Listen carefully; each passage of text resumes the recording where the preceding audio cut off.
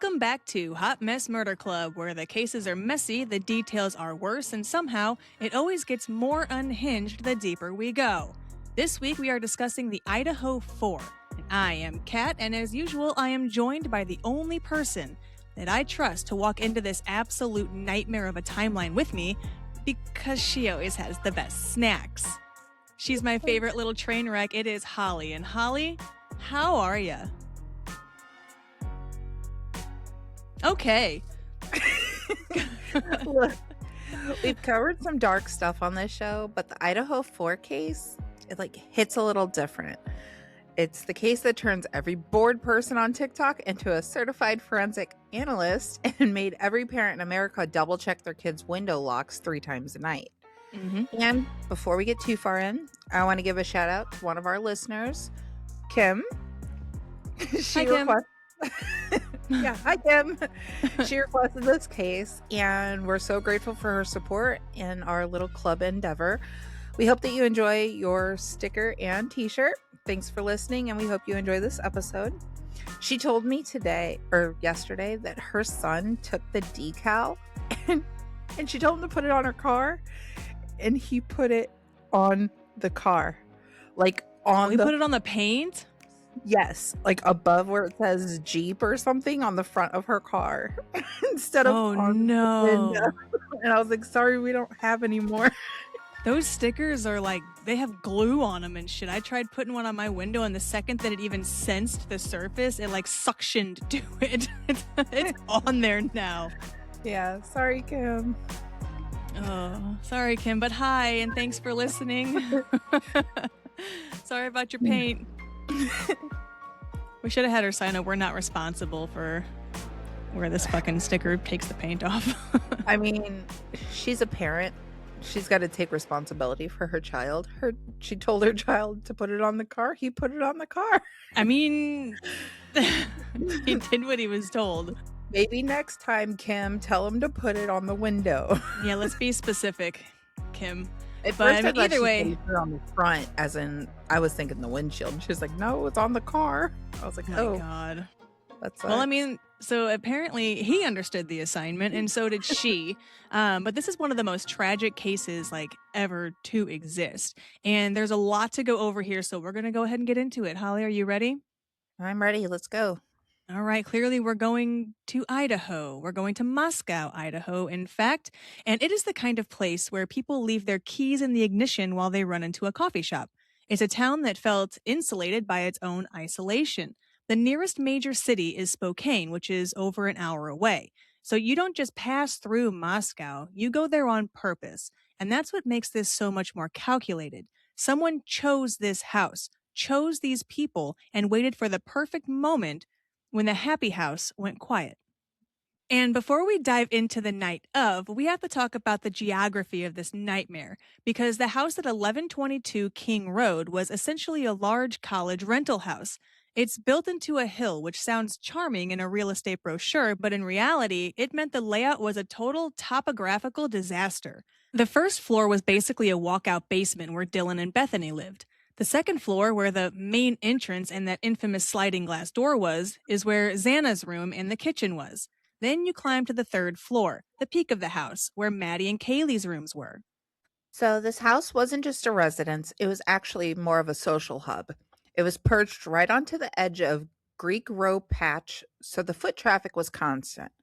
People were always coming and going, music was always thumping from a neighbor's speakers, and the Grub Truck was a 10-minute stumble away. It was a place where you didn't think twice about a door being unlocked because, honestly, who wasn't expected? But here's the chilling part. Because of that hill and those massive windows, the house was a stage. And if you were standing in the tree line or in the parking area behind the house, you could see everything. You could see who was in the kitchen, you could see who was going to bed, and exactly which light went out last. So to the kids living there, it was just a home, but to somebody watching from the shadows, it was just the perfect floor plan for them to see everything. Yeah, I looked up some pictures of the house, and that's a pretty good way to describe it. It's like a stage. If you're in the back of the house, you can damn near see everything that's going on the second level. It's unfortunate. Yes. Now, to the local police, this house wasn't just a rental. It was a perennial headache they affectionately, or maybe not so affectionately, an off campus sorority house in body cam footage. This place was the social epicenter of the neighborhood, a high traffic fishbowl where the music was loud enough to catch at least 3 formal noise complaints between August and September of 2022 alone. It was the kind of house where the front door was a revolving door for Greek life. And as family members later pointed out with heartbreaking hindsight, far too many people knew the keypad code to the door. It was a vibrant, vulnerable hub where privacy was a foreign concept, making it the perfect target for someone who thrived on watching from a tree line while the rest of the world was invited inside. Inside that house lived 5 women. This wasn't just a landing pad, it was more of a sisterhood. And while the world focused on the tragedy, we need to remember the living, breathing household that existed before the shadows moved in. Madison Mogen was the sun this house orbited around. At 21, she was considered the planner and the only child who became a sister to everyone she met. She was a marketing senior who didn't just do birthdays, she curated them. If there was a trip, a dinner, or a crisis, Maddie was the one with the spreadsheet and a steady hand. She was the one who kept the hot mess of college life from actually boiling over. Then there was Kaylee Goncalves, Maddie's literal soulmate since the 6th grade. They were 21-year-old bookends. Kaylee was the firecracker, the girl who had already conquered Moscow and was ready for the world. She already lined up a tech job in Austin, brought herself a new Range Rover, and was technically already moved out. She only came back that weekend to show off her new car and to have one last hurrah with her best friend. She wasn't even supposed to be there. And that's the kind of fate that makes you want to scream into a pillow. So the third roommate was Xana Kernodle, the 20-year-old junior. She was the heartbeat of the second floor. If you ever stepped into the Mad Greek downtown, you knew Xana. She was the girl with the electric laugh and the kind of tough love humor that made her the strongest person in the room. She was head over heels for Ethan, who was 20 and a freshman from Mount Vernon, Washington. He didn't live in the house, but he was there frequently. Their relationship was the kind of stable, happy anchor that every chaotic college house needs. She was a marketing major, a hard worker, and by all accounts, the girl you wanted in your corner when things got real. That sounds like there's actually really sweet kids that live there. Yeah, from what I've read and what I've seen from these documentaries and hearing all of this and their friend accounts, it seemed like, you know how they always try to portray somebody, they were always the best and da, da, da, da. Their smile lit up a room. Yeah, these actually seem like they were just good kids just trying to have a good time and get a college education, and shit took a wrong turn. Yeah, it doesn't say anything about like when they were out, doing drugs and they were hanging out with the wrong people. They were just regular ass, just college kids. They were Sad. college kids. They did like to party and they like to have fun. I mean, Yeah. they're in their early 20s, who doesn't? And that's okay, but they weren't troublemakers. They didn't by all accounts that I have seen, they weren't bad kids or anywhere near deserving of what happened. No, I think even if they were quote unquote bad kids, I don't think they still deserve this shit. I was gonna say, because I was gonna be like, you know what? Nobody deserves it. And nobody Well, there's a couple truly, people who might deserve it though. I was gonna say, truly nobody deserves to be taken out the way they were taken out. In this, especially in the senseless manner in which it happened. But there's some people that if something happened, I wouldn't cry. Yeah, you catch me on the documentary. Everyone said they lit up a room. Let me fucking tell you something. Yeah. Okay, so down on the first floor, the basement level that felt like its own little apartment, lived Dylan Mortensen and Bethany Funke. Dylan was the one who saw the shadow. She was a junior, a girl who was just trying to navigate the social whirlpool of King Road. She was the part of the fabric of that house, someone who shared the laughs and the noise complaints until that 4 a.m. moment turned her life into a psychological thriller. And Bethany, the fifth roommate, was the quiet observer on that lower level. She was a junior too, a girl who was just across the hall from Dylan, sleeping through a nightmare she wouldn't wake up to until the sun was high in the sky. These 5 girls weren't living on the edge of anything. They were exactly where they were supposed to be, in school, with their friends complaining about midterms and planning their 21st birthdays. They were doing laundry and ordering late night snacks. They were building lives that were supposed to last decades, and that is why this feels so fundamentally aggressively wrong, because the safe space they created together was the very thing that was violated. They didn't get to eat their snacks. They didn't. The They snacks. The snacks. They got wasted. So, I mean, sorry, I'm really passionate about the snacks. Um, that just makes what happened next feel so fundamentally wrong. the snacks or The snacks. All right, so let's talk about Saturday, November 12th. It was a home game day in Moscow, which basically means the entire town was vibrating. We're talking packed bars, house parties bleeding into the streets, and that specific brand of collegiate chaos where everyone is everyone's best friend for 5 minutes. So, Maddie and Kaylee started their night at the Corner Club. It's a local staple downtown, and if you look at the surveillance footage, it's hauntingly normal. They're just two young co-ed girls in a dive bar, laughing, sipping drinks, just having a great time. Around 1:30 a.m., they drifted over to the Grub Truck, which is this mac and cheese vendor that live streams its wait line on Twitch. Because of that stream, the internet turned into a digital lynch mob. They saw a guy in the hoodie, Jack S., standing near them and decided that he was the villain of the century. Spoiler alert, he wasn't. He was a friend just making sure that they got to their rides safely. He's been cleared since day one. So if you're still haunting his mentions, please, for the love of Dr. Pepper, get a fucking hobby. At 1:56 a.m., a private party driver, basically a local gypsy cab, dropped them off at 1122 King Road. He too was interviewed, cleared, and sent on his way. man, I feel bad for that Jack guy because people really did go fucking hard on him. Yeah. I mean, it's because he was there. Yeah. You're there. It had to be you. Yeah, you know who else was there? The actual murderer. Shit. Meanwhile, Xana and her boyfriend Ethan were less than a football field away at the Sigma Chi house. They'd been there since about 9 p.m. doing exactly what 20-year-olds do at frat parties. After, they walked the short distance back to the house, hitting the front door at approximately 1:45 a.m. By 2 a.m., the off-campus sorority was officially tucked in. All 6 of the core group, the 4 victims plus Dylan and Bethany, were back inside the relative safety of those thin walls. Between 2:26 a.m. and 2:52 a.m., Kaylee's phone made 7 calls to her ex-boyfriend, Jack D. Maddie's phone called him 3 times, 10 calls in less than 30 minutes. Every girl listening to this knows exactly what the energy is. You're home, you're winding down, and you just want to talk to that one person.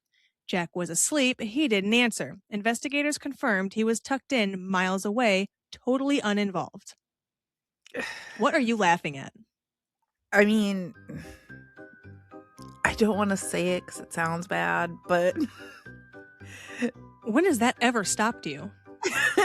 she's drunk dialing and none of her friends are stepping in to stop her. And in fact, they're calling him too. So They are being supportive. I've supported you through I have supported you through some poor decisions. Wait a minute. Okay, so Okay.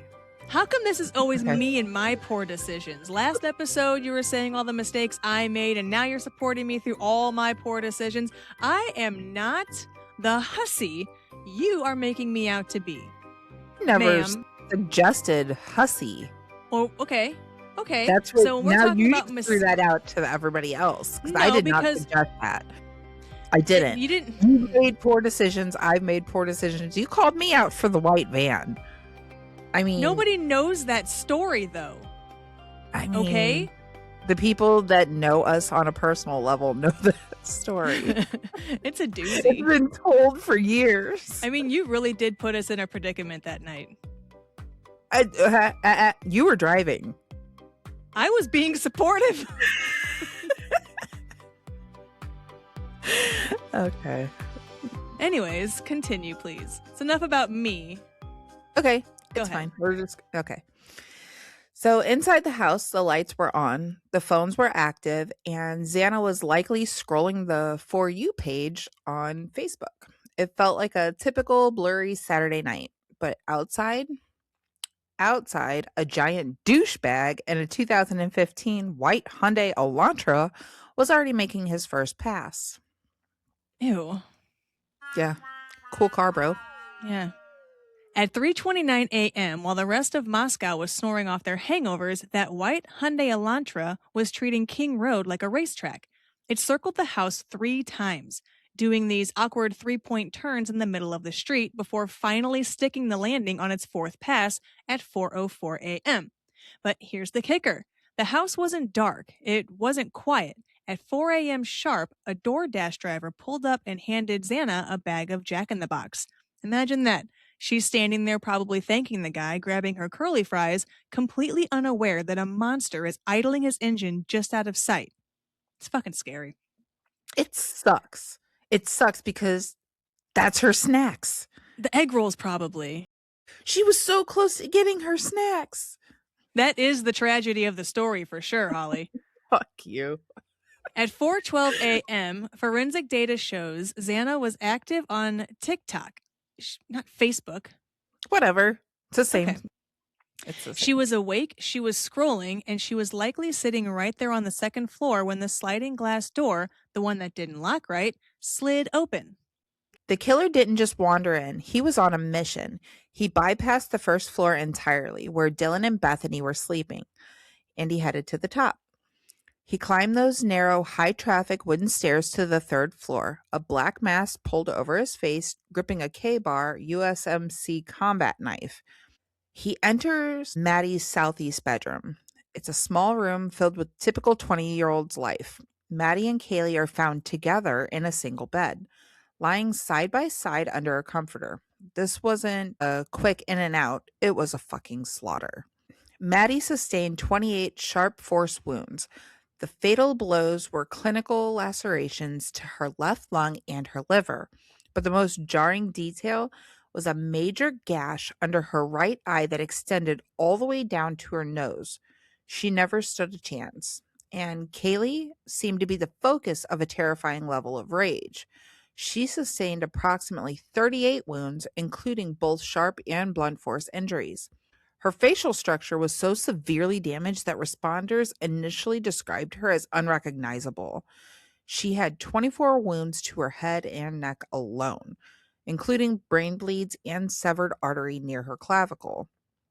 The most haunting forensic detail from the third floor: analysis of their feet showed no blood on the bottoms, so neither Maddie nor Kaylee ever stood up. They were attacked, they fought in that bed, and they died right where they lay. And right there next to Maddie's right side, partially tucked under the comforter, the killer left his calling card, a tan leather K-bar knife sheath with his DNA on the snap. Of course he did. Idiot. Fucking amateur. Stupid. Try again. Receding hairline. That's why he wasn't invited to the parties. Yeah, probably. I can't believe that that's quite a fucking weapon to choose. That's a brutal fucking weapon. That's Chonky Boy. Jesus Christ. And he was on a mission. Apparently he was. So after that, he descends to the second floor. He's covered in blood, and there's no physical way that he isn't. He hits Xana's room, and this is where the timeline becomes an intense struggle. So Ethan was found on the bed, partially covered by the bedding. He sustained 17 wounds, but the one that ended it was a neck wound that severed his jugular vein and subclavian artery. He also had 2 deep, large cuts on the back of his legs, suggesting he may have been trying to move or turn away when the blade found him. Xana was the warrior of this house. She was found on the floor near the center of the room, and she sustained 67 stab and incised wounds, the most of any victim in the house. Unlike the girls upstairs, investigators found blood on the bottom of Xana's bare feet. She was mobile, she was standing, she was fighting for every breath. Her defensive wounds were catastrophic.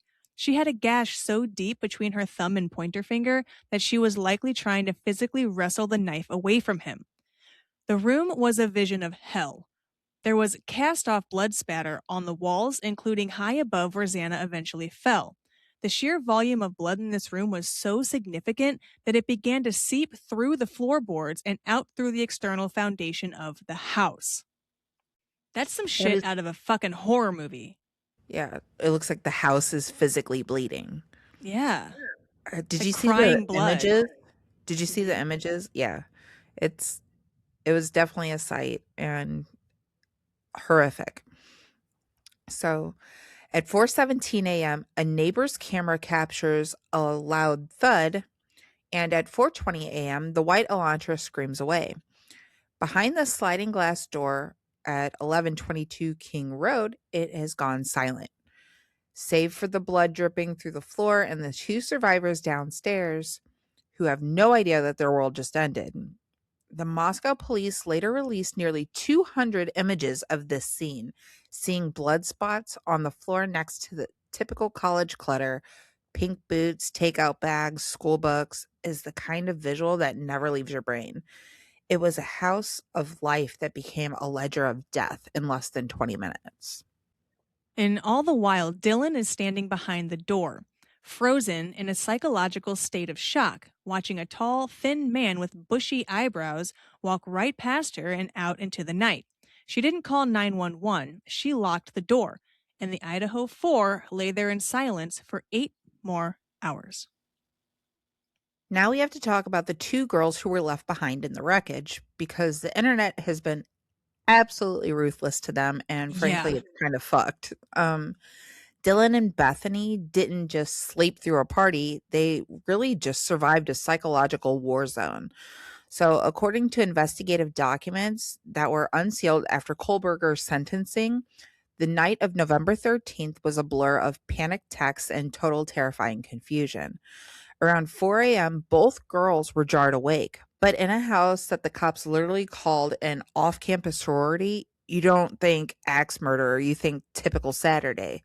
So, Bethany, down on the first floor, described hearing a sound that sounded like a firework or heavy thud, followed by seeing a weird sparkle of dancing light under her door. On the second floor, Dylan is living a horror movie in real time. She opens her door 3 times, and on the third look, she sees him, the figure in black, the mask, and the bushy eyebrows. And here is the detail that breaks my heart. In her state of shock, she sees the long dark object in his hand and her brain tries to make sense of it. She initially thought he was holding a vacuum. Her brain was literally trying to protect her from the reality that it was a combat knife dripping with her friend's blood. While the killer is speeding away in his Elantra, the house isn't silent. Dylan and Bethany are frantically texting each other from different floors, paralyzed by the whole, murder vibe of the house. At 4:22 a.m., Dylan texts Bethany. No one is answering. Then seconds later, I'm freaking out. Bethany texts back. Yeah, dude, what the fuck? She tells Dylan to run to her first floor room so they can be together. So Dylan bolts. She sprints down the stairs to Bethany's room. On her way, she passes Xana's open door. She sees Xana lying on the floor, but in the dim light and the fog of trauma, she tells herself Xana is just passed out drunk. You have to believe your friend is just asleep because the alternative is just too much for the human brain to hold. They lock Bethany's door and eventually fall into a fitful, terrified sleep, unaware that 4 bodies are cooling just a few feet above their heads. Crazy. Just walking right past your friend, like I mean, did she lay in the middle of the floor often? I get it, like you're freaking out, especially if you saw somebody that you're not familiar with, but at the same time it's like use a little bit of that brain. It got you to Yeah. college. Use that brain. I don't know what I would even think if I was in this situation and all of a sudden everything was totally silent and some weird dude with snuffleupagus eyebrows just left the house and you don't hear anything. And then you're Right. running through and you see your friend laying in the middle of the floor. I mean, I guess I would at least be like, hey, you good? Something. I think that if I were in that situation, yes, there's the state of shock of obviously. But if you know that the guy just dipped, he's gone, and everything in the house is silent, you're texting with your other roommate downstairs, but everybody else is overly quiet and things are uncommonly quiet when it wasn't 5 minutes ago. My thought would be check on them Yeah. personally. Like something's not right, check on them. The guy's already gone. So being a friend and having empathy, I would personally, if you're going to leave your room anyway, at least check on the people that are there. I guess in her defense, though, she probably didn't know like if there was somebody else waiting in the dark in the house somewhere. So she was just trying to go from point A to point B, freaked the fuck out. But I feel like I would at least throw a whisper because if I'm running through the house, whoever is hiding is gonna fucking hear me anyway. Yeah. I they're gonna hear you running through the house. They're gonna hear you whisper. They're gonna hear Yeah. you say, "Hey, dude, are you okay?" Even if you just yell it at them, it's gonna sound. They're gonna hear you. Yeah. It doesn't matter. She left her room. Once you're out of that room, you're already out. Just check on your people. Yeah. Whatever. Maybe I'm the asshole. I'm the one that I didn't go hard on her like the internet did on these people. But I think Yeah, that the internet fucked them up. yeah, it was a nightmare. I felt bad for him. Yeah. So anyway, the sun comes up and the unresponsive narrative begins. So at 11:58 a.m., a 911 call is placed from Dylan's phone. But the police didn't arrive to a quiet house. The friends had already been called over because the girls couldn't get anyone upstairs to wake up. The 911 transcript is just pure chaos, and it's a symphony of hyperventilation and screaming. The phone is being passed between people who are physically unable to speak. And when the Moscow police arrived just minutes later, they were met with a scene of such extreme distress that they initially couldn't even get a coherent statement. Wait a minute.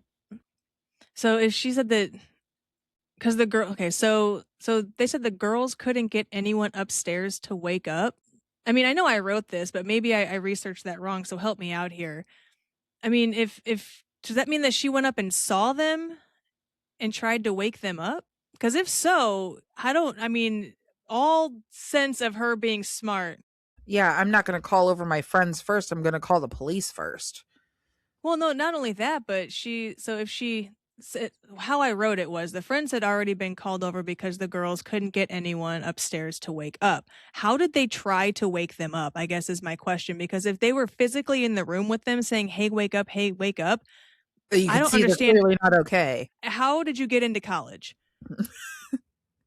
They're not going to wake up.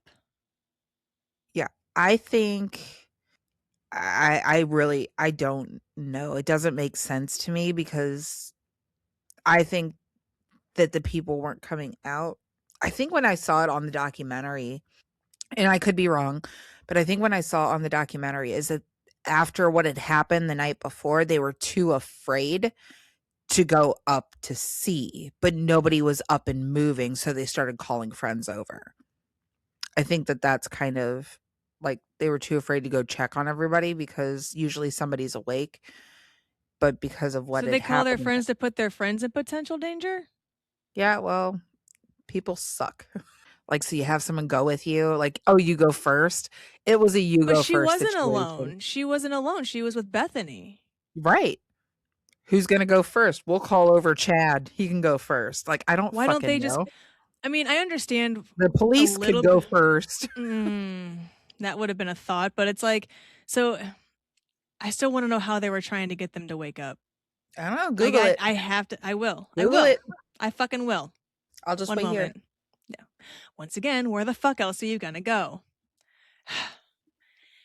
I can get up. It's not like I'm stuck in this chair. Ah. A few moments later. Okay. I figured it out. So it said the victims were found later that morning around 11:58 a.m. when the roommates woke up, realized their friends were not responding and called for help. So I think I wrote that wrong. I don't think they were trying to wake them up. I think they were just texting them to see if they were okay. But they weren't responding.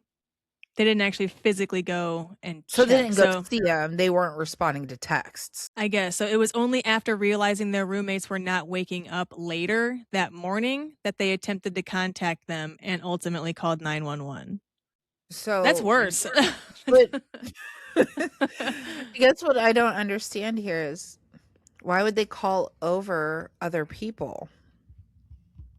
I don't Like, know. if they're not responding to a text, okay, so come over and go check on them instead of just calling 911 or going to check on That them whole themselves. span of time is just, I don't know. It's very iffy, I guess is the best way to put it, because there were so many things that were done wrong and there were so many more things that could have been done. And I want to say it was because they were young and scared, but it's like, I mean, you're not stupid. Well, Yeah. I don't know, man. There's some pretty dumb people. Like, and it could be something as simple as common sense. Like, the trauma's there. They're already scarred. They're fucked up. They don't know what happened last night. They know their friends aren't responding. They're not thinking straight because they're not thinking their friends are murdered at this point. Like, right. if they didn't physically see it happen, except for when she saw Xana's body on the middle of the floor walking down the hall, I mean, I feel like that could have been a first clear indication that something might be wrong. But I mean, I had a girl today that came into work and she didn't know her zip code. I'm only in high school. I don't know my zip code. Is that what she said? Yeah. I was like, you're in high school and you don't know your zip code? We're Like, she was fucking signing up for the doomed. rewards. We're doomed. And she was like, I want to sign up for the rewards program. So she asked for, or I asked for her email address. Oh, I don't know that. So she pulls out her cell phone and opens up her email. Which one is mine? I can't. Yeah, that is. And she looked like she was probably about 18, 17, 18. So, I mean, I don't know how the school systems are in Idaho, but I assume they're probably not a whole lot better than they are here. Especially if that girl lives where you work, like in the city where you work, they have really good schools there. This is really sad. I mean, that was in O'Fallon. So, yeah. Oh. Well, O'Fallon is still decent schools. Yeah. I thought you were talking about... Not at Crocs. I was at Bath and Body Works today. Crocs. Okay. So... where were we? I'm lost now. You're in the aftermath. Okay, so the aftermath for these two has been its own kind of hell. Bethany was interviewed for 28 minutes, just 10 hours after the murders, and still in shock. Dylan initially thought she heard the killer say, "It's okay, Kaylee, I'm here for you," before later clarifying she couldn't be certain of the names. And for their reward for surviving, they got death threats. They got TikTok detectives accusing them of being involved. Bethany later testified that she spent nearly a year sleeping in her parents' room because she was too terrified to be alone. They didn't just lose their friends, they lost their sense of safety in the world. And honestly, anyone judging them for that 8-hour delay needs to take their armchair detective badge and throw it in the garbage. Including us? No, because we didn't say they were involved. No, I didn't think they were involved. They're just stupid. Yeah. I'm keeping my badge. It doesn't take a glorified detective to know that how they handled the situation was dumb, but they were not involved. 100%. Anyone who says they were definitely needs to turn in their badge. So the investigation into the Idaho 4 was a 2.5-year marathon of digital traps and old school police work. While the internet was busy accusing every neighbor and ex-boyfriend, the FBI and the Idaho State Police were playing a very quiet, very high-stakes game of chess. And with that is now time to talk about Brian Kohlberger. This monster was a PhD student at WSU studying criminology. He literally sat in classrooms discussing how to get away with murder while he was planning one. But here's the thing about people who think that they're the smartest person in the room. They're usually too dumb to realize that they aren't. That's incredibly true. It really is. I mean, think about it. He left damning evidence with his DNA on it, right there next to the body, right there. Like you went through all this planning to just leave it. How did he even get into this doctorate program? That's a rookie mistake. That is a rookie mistake. I Big mean, time rookie. yeah, I don't think it gets any worse. Like other than him just sitting there when the cops walk in and him saying, "I did it." Yeah. That's the only way that it could have been more evident. You just left it there with your prints all over it. Yeah. And then how's he going to say it wasn't me now? You can't. Receding hairline. Okay, so let's look at the timeline from the night of November 13th because it is damning. So at 2:44 a.m., Koberger's white sedan is caught on camera leaving WSU in Pullman. 2:47 a.m., his phone goes dark. He manually turns it off to drop off the grid. Very Criminal Minds of him, right? Am I right? Am I right? Very. Thank You're you, Molly. absolutely right. You're Of course you're I the am. rightest of the right there ever was in You're rightness. goddamn right. Ooh, now you're right. Yes, Anyway, I so at 3:29 a.m. to 4:04 a.m., that white Hyundai passes the King Ford house 3 times. On the fourth pass at 4:04 a.m., he does a clumsy 3-point turn in the middle of the street and finally stops. 4:20 a.m., the car screams away from the scene as fast as a fucking Hyundai Elantra can, I guess. And at 4:48 a.m., miraculously, his phone reconnects to the network south of Moscow. But the most damning moment, that was at 9:12 a.m. While the victims are still undiscovered and the survivors are hunkered down in shock, Koberger's phone pings right back near the King Road home. He drove back to the scene of the crime before anyone even knew a crime had been committed. That sick fucker just couldn't fucking help himself. So when they finally got into his devices, the intellectual facade crumbled. Koberger didn't just stumble upon this house. His phone had connected to cell towers near King Road at least 23 times in the 4 months leading up to the murders, usually between 10 p.m. and 4 a.m. So he was a prowler. And his search history? It was a starter pack for a serial killer. Ted Bundy, K-bar knives, and non-consensual pornography. He even brought a K-bar knife and sheath on Amazon back in March of 2022. 5 days after the murders, he rushed to change his car registration from Pennsylvania to Washington just so he can get a new license plate. So, like, real subtle, bro. Yeah, there's no paper trail there. Yeah. You're not trying to hide anything. No, in fact, you left shit behind. Fucking stupid. This is stupid. He bought the murder weapon on Amazon. Goddamn right. Amazon's the shit. You know what though? Yes, but again, there's your paper trail. You study criminology, you study how to get away with murder, and you're doing the dumbest rookie shit. Like if you're going to use a weapon to eliminate somebody or unalive them, you're not going to go online and be like, I'm going to order this. You're going to find some sketch ass pawn shop or some criminal down in South City and fucking buy a weapon that way. You're not going to, I'm just going to do this and have it delivered right to my front door. It's free next day shipping, Holly. If you're a Prime member. If you're a Prime member. Oh my God. Yeah, it's like he basically took everything that he was supposed to be learning and just did the opposite. Yeah, pretty much. Yeah, to see if he could still get away with it. Maybe it was some kind of like scientific experiment. Like if I just do the opposite of not what you do to not get caught, let's see if I can still get caught. Maybe. I think that, I don't know, like it was just so fucking stupid of him.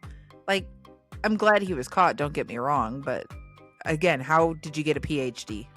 He was in the courses to get a PhD, so he was in the doctoral program. You're right, I'm sorry. Yeah. So, I mean, that's why I said how he got into that program, I Yeah. don't fucking know. Yeah, He's stupid. This whole fucking thing is stupid. Okay, stupid. so let's talk about the criminology king and his big debut in Pennsylvania. It's December 27th, 2022.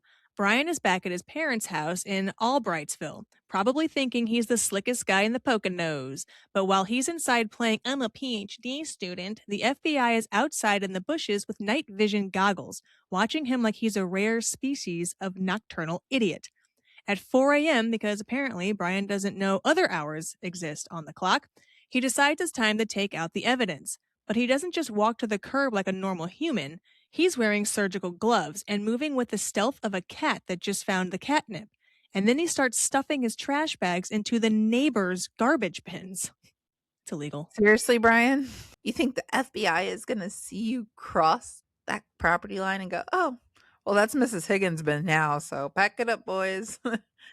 Absolutely stupid. Like, he's out there at 4 a.m. playing a high-stakes game of 25 to life with the neighbor's trash can, thinking he's forensic illusionist. Yeah. Like, way to go. But here's the best part. The trash pull. The agents wait for him to skulk back inside, walk over, and basically just go shopping in both bins. And what do they find in this treasure trove of genius concealment? A DNA-laden Q-tip. Ah, the Q-tip. The sacred Q-tip. So imagine being caught because of a Q-tip. One single discarded ear swab, which you're not supposed to put in your ears. But I mean, everybody fucking does. That's what it was made for. They shouldn't have made it so convenient for your ear holes if it wasn't meant to go in your ear holes. How else are you supposed to clean your ears? I don't know. I don't know. Soap? They have those things. I don't know. No, they have those things now that like suck it out. I'm I don't not know, it's doing that. gross. That doesn't work. I'm not either. I don't care. I'm not doing it either. Doesn't fucking work. So on December 28th, the Idaho State Lab runs the profile and ding ding, it's a male who is the biological father of the guy who touched the knife sheath. It took them less than 24 hours to turn Brian's master plan into a probable cause affidavit. So this fucking dude spent months stalking a house and weeks meticulously hiding his garbage only to have a dirty Q-tip and a neighbor's trash can end his entire criminal career. And if that isn't the most ridiculous way to get bagged for a quadruple homicide, I don't know what is. So nice work, Brian. You just got fucking outsmarted by a goddamn Q-tip. Stay humble. On December 30th, 2022, the party was over. He was arrested in Albrights, Pennsylvania, wearing surgical gloves and putting his trash in a neighbor's bin at 4 a.m. He clearly thought that by not putting his DNA in his own bin, he was creating a forensic gap. The irony? The FBI didn't care whose bin it was in. They just waited for him to go back inside, walked over to the neighbor's curb, and grabbed the fucking trash bags anyway. Yeah, trash is trash. Yeah, once it's on the curb, it's public. Garbage. Do what they want with it. Don't say it like that. Why? Why? What's your fucking problem? Are you the person that says wash with an R? No, I don't say aren't you? Warsh or Washington. No, I'm just saying, like, it's a fun way to say garbage. Garbage. It's garbage. Okay. No, you've never. Of course you haven't. You don't do anything fun. All right, so fast forward to May 22nd, 2023. Brian is back in Idaho, and and the legal system is moving at the speed of a dial-up modem. And this is the day of the arraignment. Your fucking camera's blurry, Holly. I know it like zoomed in on my finger. At least we got that. There we go. All I had right. to bring it back to my face to bring Bring it back now. into Bring it focus. back. Okay, so this is the day of the arraignment. This is the moment where the judge reads the charges. 4 counts of first-degree murder and 1 count of burglary. And then he asks the question that everyone has been waiting for. How do you plead? And this is where Brian decides to lean into his I'm the smartest guy in the room persona. He didn't say guilty. He didn't say not guilty. He didn't fucking say anything at all. Like a dickhead. His attorney, Ann Taylor, stood up and told the court, Your Honor, we are standing silent. It had been 144 days since his arrest in Pennsylvania. 144 days of sitting in a cell, and he couldn't even mutter 2 words. In Idaho, standing silent is this rare, quirky legal loophole. It basically means the defendant refuses to participate in the plea process. Maybe he thought it made him look defiant, or maybe he was trying to keep every single legal door open for future negotiations. Whatever the reason, it was fucking stupid. So, by Brian literally refusing to speak, it forced the judge to enter a not guilty plea for him. It was a massive slap in the face to the families and the ultimate I'm too edgy for this move that kicked off 2 years of legal gymnastics. While the families waited for justice, the defense dropped their avid hiker bombshell. They claimed Brian wasn't at 1122 King Road. He was just an intense PhD student who relieved stress by taking solo 4 a.m. drives through the countryside. I'm sure Because he was. yeah, nothing says academic breakthrough like a pre-dawn road trip and a fixed blade in your passenger seat. In a Hyundai Elantra. That's right. Anyways, so to prove he was just a stargazer, his team tried to submit night sky photos from his phone. There's one tiny problem though. Meteorologists pointed out it was actually a cloudy and foggy evening. Kind of hard to wish upon a star when you can't even see your own headlights, Brian. So they hired a cell data expert to prove he was stargazing west of Moscow, conveniently ignoring the 2-hour blackout, where his phone was mysteriously off or in airplane mode. It's not an alibi if your phone takes a nap at the exact moment you're supposedly discovering galaxies near a quadruple homicide.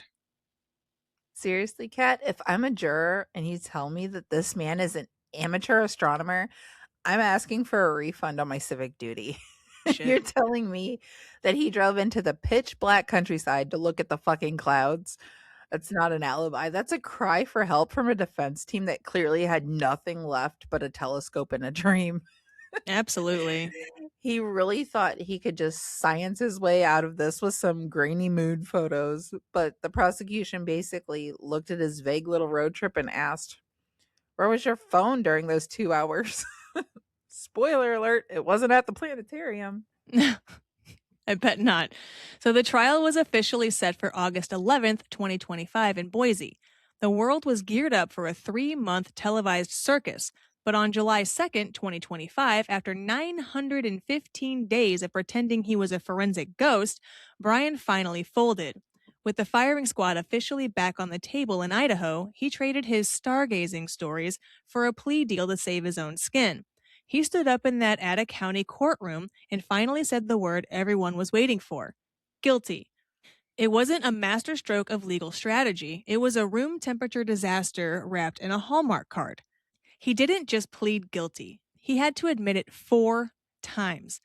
Judge Stephen Hippler asked him point blank, "Are you pleading guilty because you are guilty?" And Brian, after all those days of silence, just simply said, "Yes."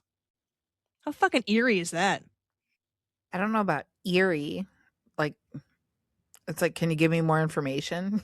I Like, think I they want to have all know. the information they need. I get it, but like, you got nothing to say. Nothing. Clearly, you had something to say, or you wouldn't have committed this crime. Speak Yeah, up. he said yes. It's your time to shine, Brian. Fucking take it. Maybe he felt so fucking stupid for all the mistakes he made that I he was just mean, like, I don't even want to go over it again. I'm an idiot. I mean, at least own it. Be like, Yeah. yeah, it. I shouldn't have left it there. Yeah, that's my That's bad, guys. that was the big problem here. That's my bad. So the sentencing hearing wasn't a trial. Oh, I wonder, I don't know why I got so excited, I but I don't wonder either. when he went back that morning, I wonder if he realized he left the knife sheath there and was thinking about going back to get it. I don't know. Wow, thank you for supporting Well, me in that theory.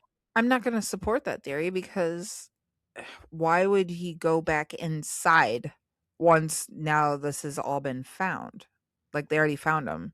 Maybe he I didn't know if he was going to go back inside or not, but if he realized, oh fuck, I left like a piece of crucial evidence at the crime scene, maybe just a weird instinct. if he was smart enough to think, "Oh my god, I might have left it." He should have been smart enough not to fucking leave it in the first place. I mean, that's true. That is true, So, but I'm just saying maybe in his panic state at that point when he realized that he left it there, that he was like, "Oh my god, maybe he thought that everybody would have left because they were scared and he could just sneak back in and grab it or something." that's fair. That's Potentially. stupid. We're never going to know cuz all he said was yes. Yeah. So the sentencing hearing wasn't a trial, it was a reckoning. The families didn't just read statements, they brought the hammer down.